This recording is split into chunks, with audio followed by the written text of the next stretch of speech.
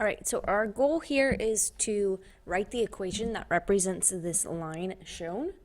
And we are going to use our properties to change from slope-intercept form and use some algebraic skills and some properties to change it into standard form.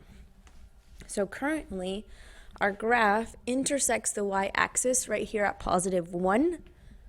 So we know that our b value is going to be plus 1. So copy down all the information you know, and then see if you can figure out the slope. It crosses through the corner of those 2 points, which means I have to go up 1, 2, 3, 4, 5, 6, 7, 8, and over 1.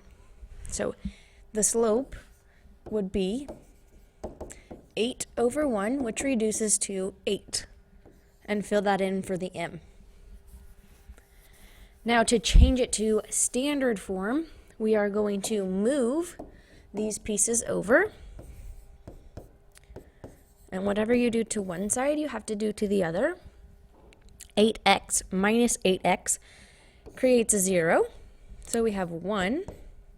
And over here I have negative 8x plus y. The problem is standard form requires that our coefficient, meaning this number out front of the x, has to be a positive.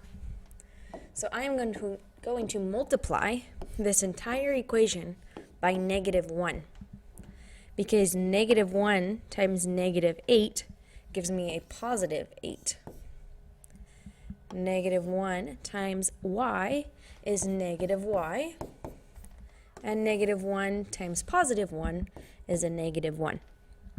So now this is written in standard form because a, that first piece with the x, is no longer negative. So that's the equation for number 2 written in standard form.